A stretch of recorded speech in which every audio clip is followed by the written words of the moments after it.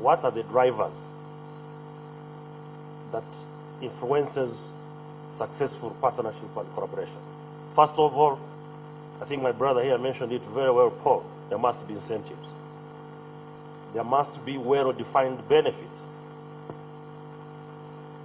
There must be very defined, very clear indicators of success. So for successful partnership, is not gathering people together on table. They'll be asking about what is in it for me. A case in point, I'm happy I met Paul in the first, I think that was about the sixth Water Week. But since then, we said, look, what can we do? Immediately we started a program, and I'm happy there is a program running in Uganda in collaboration with Grow Foundation, supporting the youth and women. We need to go for action. Not partnership of talking, workshop after workshop. There must be action moving forward. Now, getting back to the academia, public-private sector, collaboration and industry. Very, very, very important. And I'm happy that Prof. Liss is here. For example, we are saying, look, how do we bridge the knowledge gap and reinforce the capacity of the African universities in collaboration with the North, in collaboration with other parts of the world, including China, India, America, and the rest. So right now, Prof. Liss is here. We're going to be working together with the University of Gulf to support research-based innovations, issues that we feel are critical. But again, the universities must make sure that the research agenda is based on what is required or what is needed by society. There must be relevance. We cannot continue to do business as usual, PhD after PhD, and poverty every day. We need to be solution providers. So there must be a deliberate strategy by the ministry to bring the academia, the public-private sector, and the industry together. Not just meeting, a defined strategy. Two, it is high time that again we work closely with the ministry to put together a strategy for youth and women engagement. Everybody is talking about that, but there must be a strategy. Build their capacity, define their roles, and not about only numbers of participation. Because I've also seen when you talk about engagement of youth, then the language is about how many that participated in the meeting. We need to go beyond that. They are looking for business around the water. They are looking for markets around the water. They are looking for jobs. So they are graduating and getting to the street. Then we get back and say, look, we need to engage them by participation. No, we need to define the strategy of engagement. Thank you. Thank you very much. Prof.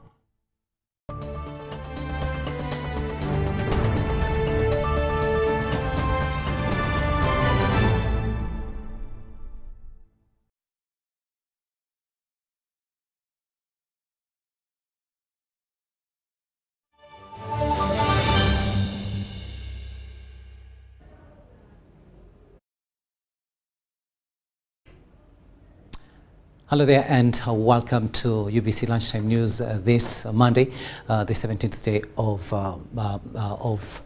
March 2025, and welcome from Luzira, the Water and Environment Week 2025 event that has just been launched there. And now let's have a look of the latest news updates here on UBC TV. I'm Rukidi Edward Kijanangoma. Now, the Minister for General Duties in the office of the Prime Minister, Justin Kasule Lumumba, has called for more efficient and effective use of natural resources.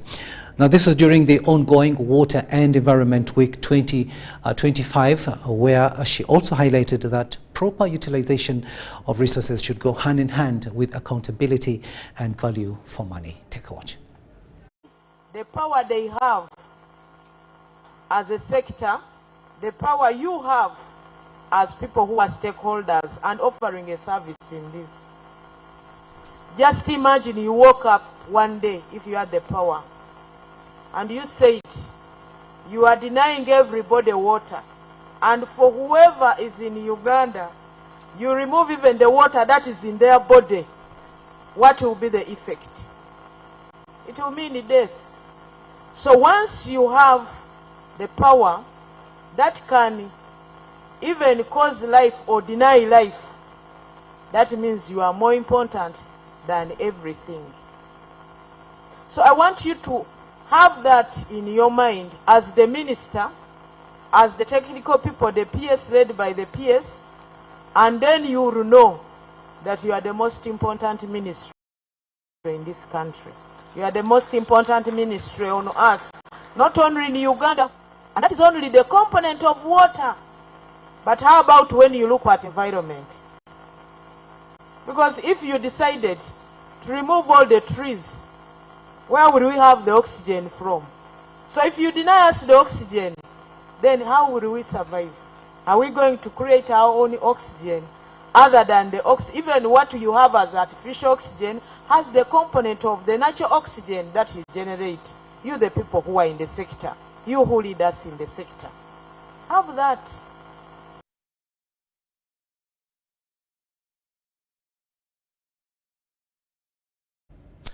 Mr. Justin Kasule Lumumba there at the official launch of the Water and Environment Week 2025 at the Ministry of Water and Environment headquarters in Luzira. Now, the Minister for Science, Technology and Innovation, Dr. Monica Msenero, has asked education managers in Bukedi sub-region to embrace the Bukedi strategic plan. Now, this plan introduces a comprehensive agenda aimed at transforming Bukedi into an economically viable and resilient region with a vision of achieving long-term prosperity.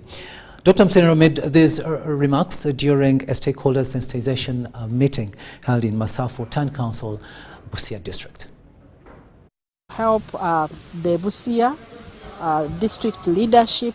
We have interacted with sub-county leaderships. We have interacted with the technical staff, and we are going to have more interaction with the technical staff, including the leaders in the education system, because we want schools to play a big role in pushing forward this vision, in pushing forward this plan. If possible, we would like at least every school where they have land, especially the government schools, they have land, they can afford to find 4 acres.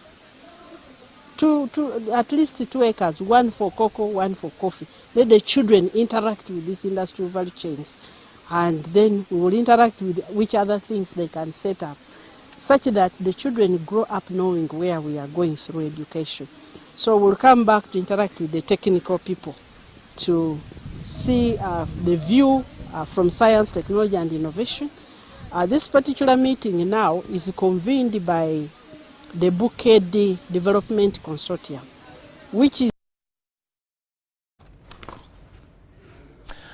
Now, the Deputy IGG, Okiria Achen, has expressed gratitude to the government for building a strong capacity in the education sector. She highlighted this development, coupled with modern tools, play a crucial role in combating corruption and enhancing policy-making efficiency. Now, she made these remarks while attending the annual law ceremony that was organized by Uganda Christian University. Then I'll start with this lady who has captured me with a very beautiful dress. How are you doing? And then about courage and faith. Like it has been said, there were challenges. You will experience challenges. Life is always full of challenges. But how are you ready to navigate through those challenges? Joshua faced enormous challenges as he led the Israelites to the promised land. But he was steadfast. He had to combat fear and embrace. Government has played a significant role in bringing up the young people today with issues of values and mentorship. And as the Deputy Inspector General of Government, I can point out that the corruption we're dealing with today in government happens because of degeneration of values. When values degenerate, then people compromise standards. But if as leadership, we put our heads together to mentor young upcoming leaders, then we're able to offer leadership of a significance. So I thank the government of Uganda, first of all, 1, for putting in place institutions, 2, for raising a cluster of leaders of a difference, 3, for leaders who find time to go and mentor the young student leadership, because these students are the future leaders of this country. When we prepare them now with skills, with opportunities, when we expose them to these mentorship opportunities, then they are able to grow when they are groomed in these values and principles which they will not depart from as leaders.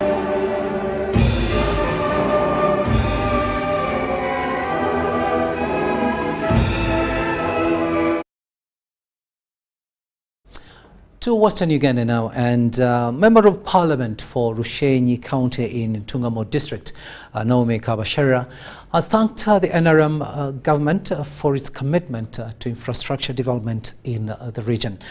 She made these remarks during a meeting with district leaders in Rubare Town Council, where she reviewed the progress made so far since she joined Parliament.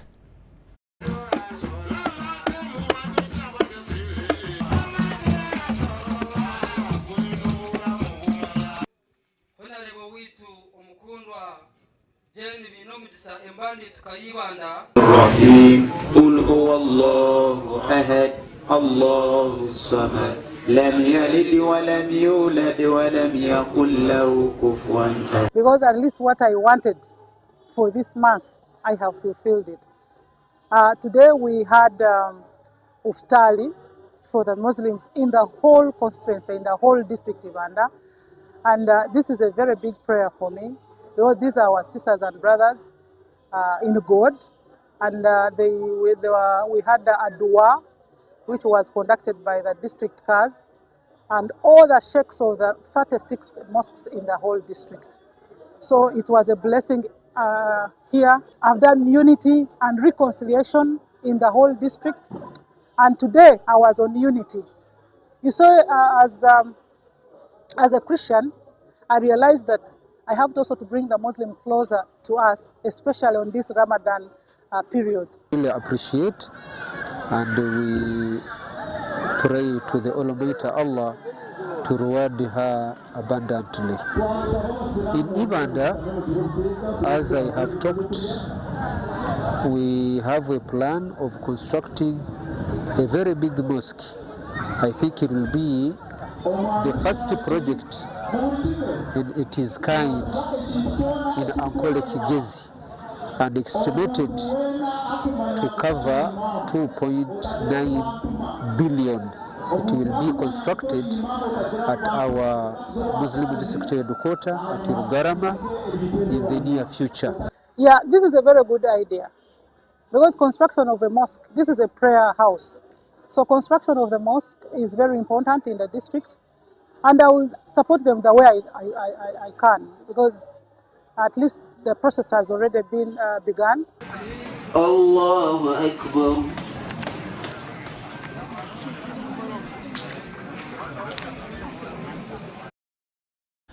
And we sincerely do apologize for the mix-up of those stories, but that was not in Ntungamo, rather that was in Ibanda, where Ibanda district Hadi Sheikh Yusuf Kalule has highlighted the value of unity and sharing, helping the less privileged and showing kindness, especially during this holy month of Ramadan. Now, Sheikh Kalule was presiding over prayers and iftar dinner hosted by woman member of parliament, Ibanda district, Jane Bainomjisha, where she extended financial support to 36 mosques in Ibanda and pledged support for the proposed regional Muslim headquarters for Ankole. Now, the French ambassador to Uganda, His Excellency Xavier Stika, has pledged to engage with the government of Uganda to address restrictions that hinder the smooth movement of goods across the sea. Now, this was during the signing of a memorandum of understanding with Makerere University, the main host of Uganda's 2025 Geopolitical Conference. Take a watch.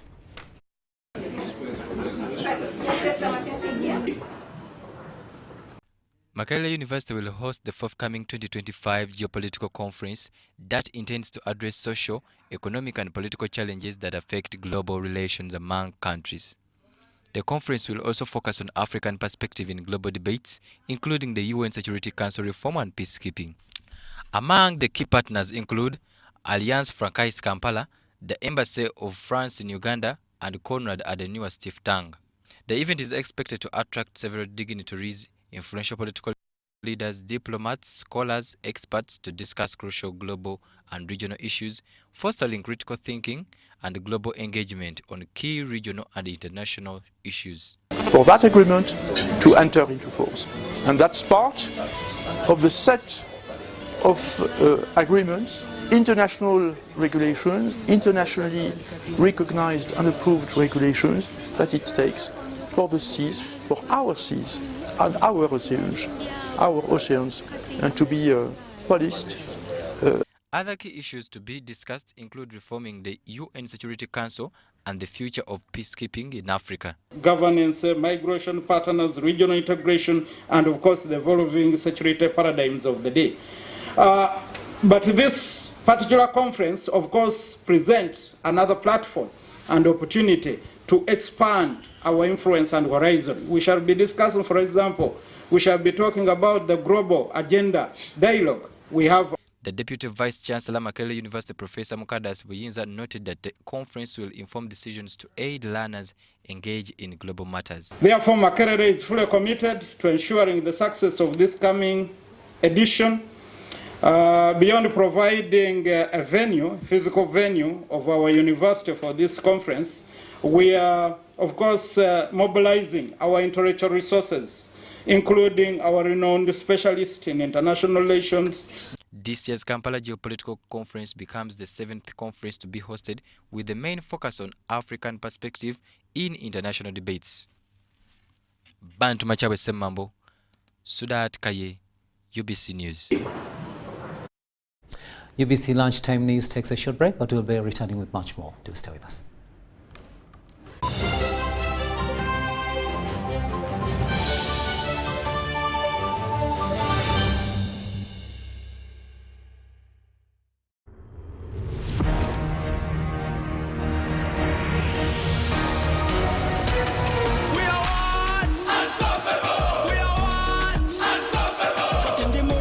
Come on, in my pocket, tambula body street, shoes are my target. We are what? Unstoppable. We are what? Unstoppable. I'm in a plantation, but on a global mission, internet ambition, full condition. We are what? Unstoppable. We are what? Unstoppable. Oro cash is gone, netagayo karoni, nigga mukafoni, money in the zone. We are what? Unstoppable. We are what? Unstoppable.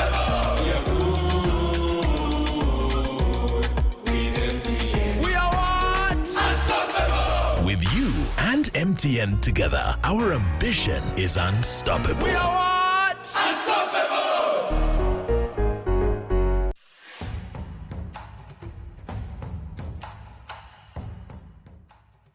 Amazina ganje ninyetwe kwa Seruhanga John Bosco ninduga mu district ya Rukungiri njye muhanguzi wa miliyoni 18 na Uganda National Rotary nzahangwire urwo mu kuzana star 278 hash ngafuna message eriko mu muhanguzi nashemererwa konka nabaza kugira ngo neri yafere sente ziriyo zona bakaziteka ko nazihangwire. Uganda National Lottery. Dream, play, win. Participants must be 18 years or older. Play responsibly. The Uganda National Lottery is operated by Ituba Uganda and regulated by the National Lotteries and Gaming Regulatory Board. Step into a world of excellence, comfort and pride with Royal Foam Furniture, crafted to perfection right here in Uganda. We bring you state-of-the-art living room furniture and bedding products at affordable prices. Our wide variety of mattresses include orthopedic, pillow top, spring mattresses suitable for institutions like hotels, and many others for home comfort. With every piece telling a story of royal excellence, our products are built with the highest quality materials made to last. Experience royalty with Royal Foam Furniture, proudly made in Uganda, so buy Uganda and build Uganda. Visit our showrooms at Ginger Road, Chambogo Junction, Bukota Chisasi Road, and on Victoria Mall, Entebbe, on the first floor.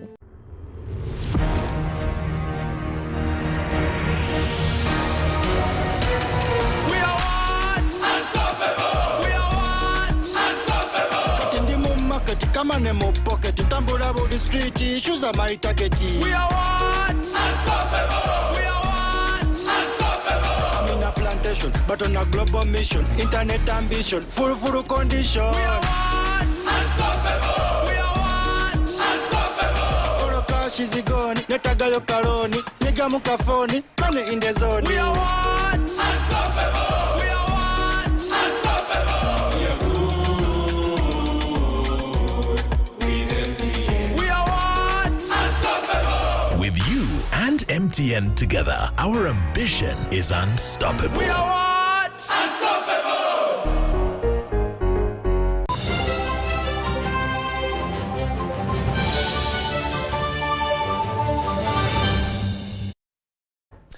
Welcome back from that break, and this is Lunchtime News here on UBC TV with me, Bukedi Edward Kichanangoma.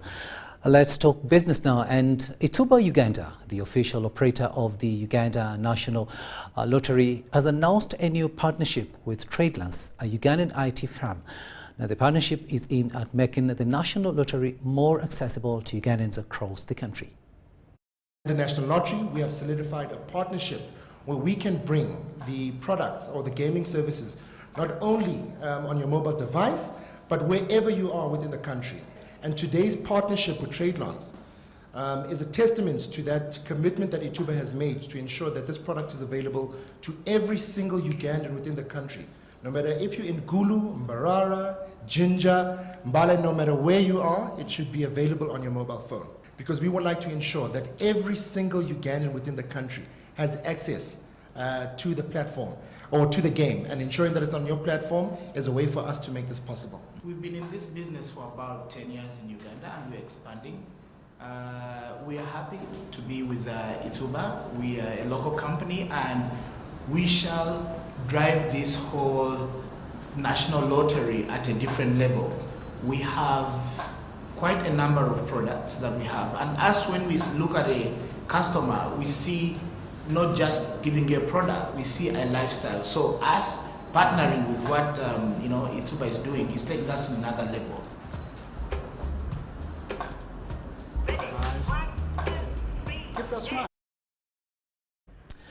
Now, women involved in small-scale mining in the 4 districts of Namayingo, Kasanda, Mubende and Busia have benefited from the Women Rise project that focuses on gender transformative research and solutions related to women's health work.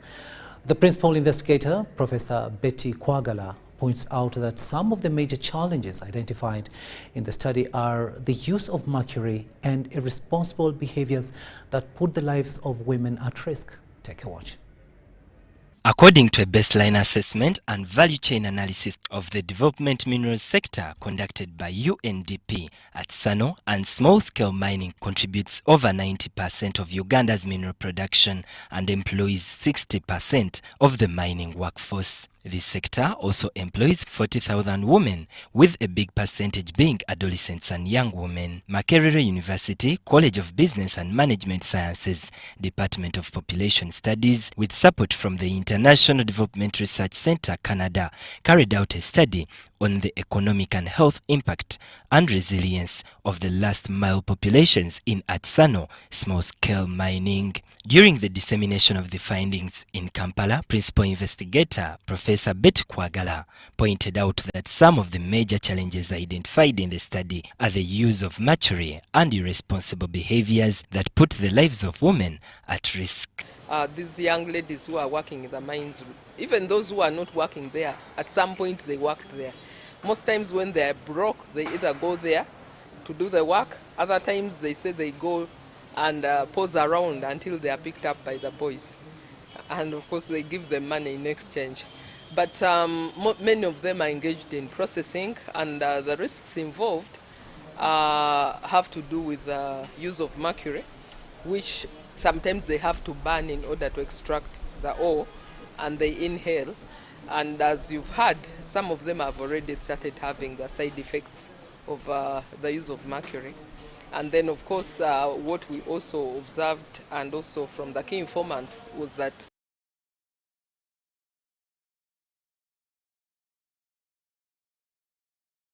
of this is seeping into the water systems. and it will eventually affect bigger populations. Under the study, adolescent girls and young women in the 4 districts of Namayingo, Kasanda, Mubende and Busia have been trained on how to take care of themselves and financial management. We never knew how to handle money, how to handle our lives, and how to maintain our hygiene. Indeed, everything we used to do luxurially. So we used to work in gold mines, we used to acquire money, but actually we never know the use of that money. We could go there, get money, after making money we come back, we spend. After spending at the end of the day, we had nothing. Government needs to invest in the transformation of small-scale miners by availing them with the latest mining technologies. Now, Airtel Uganda has launched a nationwide iftar campaign aimed at appreciating the Muslim community during the holy month of Ramadan. The initiative seeks to bring people together through shared meals and acts of generosity.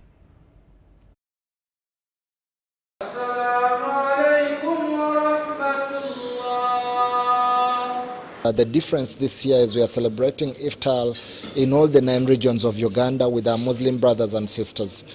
Initially, we wanted to expand this period and to expand this celebration as we work and we get closer to the different communities that we work with.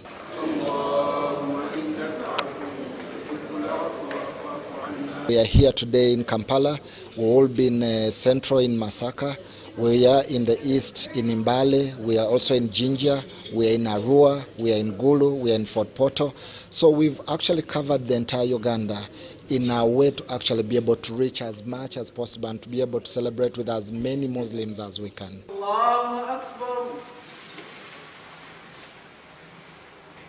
We encourage you to kindly proceed with the fasting unless otherwise because of sickness or any other problem, but I do encourage you to continue with the fasting. Part of CSR. For example, a few years ago, we partnered with the Muslim community by providing assorted medical equipment to about 13 Muslim-funded or Muslim-run hospitals. These and many other initiatives that we continue to do bring us closer to the communities that we serve.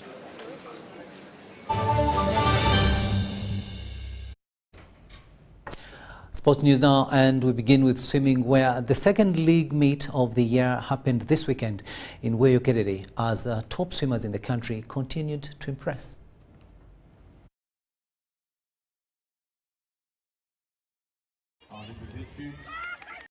Ugandan swimming is making waves as many swimmers impressed over the weekend.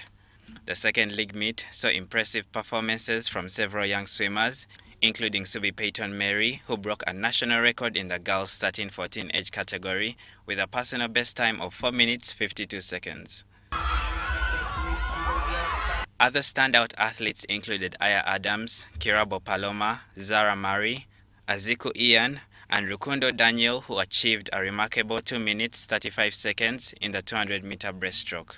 Meanwhile, the talented swimmers set to represent Uganda at the Africa Junior Championships in Egypt next month are feeling confident as they aim to make their country proud. For Africa Juniors and Commonwealth, there is no big difference. The competition is basically the same. Everyone making around the same time. So it's the small details that count the most. The underwaters, the turns, everything that counts is going to be a such a part of your race. I'm expecting that I should at least get to make a new personal best in the events that I have, especially in long distance.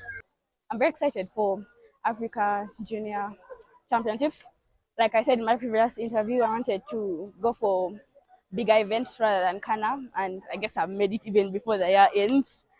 Yeah, and I'm very, very, very, very excited about this, and I hope I beat my 400 freestyle record there, and I make sure I perform well for my country to be proud of me. Elsewhere, attention will shift to the 2025 USF Secondary School Swimming Gala at the end of this month, with top swimmer Karen Mwangi, hopeful to impress at the meet. We have had league this weekend and it has happened this weekend and we have had a nice time. I've cut all my times and I'm looking forward to attending the secondary school gala that is happening on 29th. My goal this year are to make new times and be among the best. Mashamira Victor, UBC News. Local football news and Maryhill Christian High School Nakasaja and Uganda Matters Sunday have advanced to the next stage of the post-primary qualifications after excelling in Group C matches at Maryhill Christian High School playground. In the women's football competition organized by the Association of Secondary Schools Head Teachers of Uganda, Mukono District, 3 teams, Maryhill Christian High, Uganda Matters Sunday and Seroma Secondary School competed for a spot in the next round. The ladies displayed impressive talent and skill, contributing to the growth of women's football in the district. Overall, over 14 teams from various secondary schools participated across 4 playing centers in Mukono District.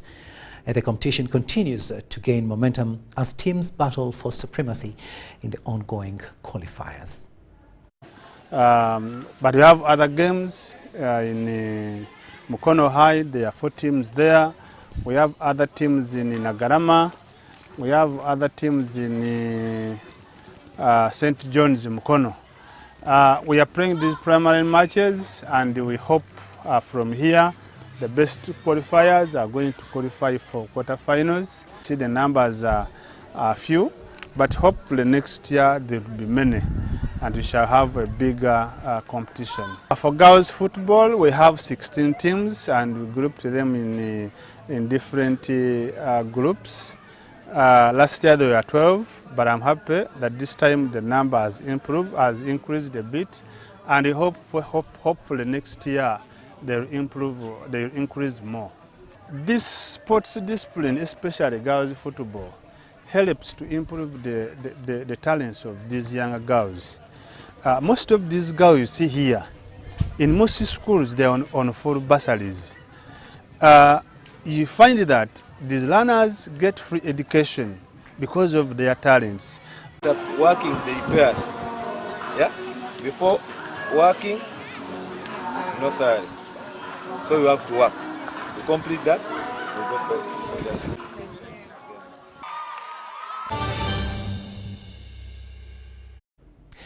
And that's all we had time for. Thank you so much for having kept us company. I'm Rukidi Edward Kijanangoma, wishing you a blessed afternoon.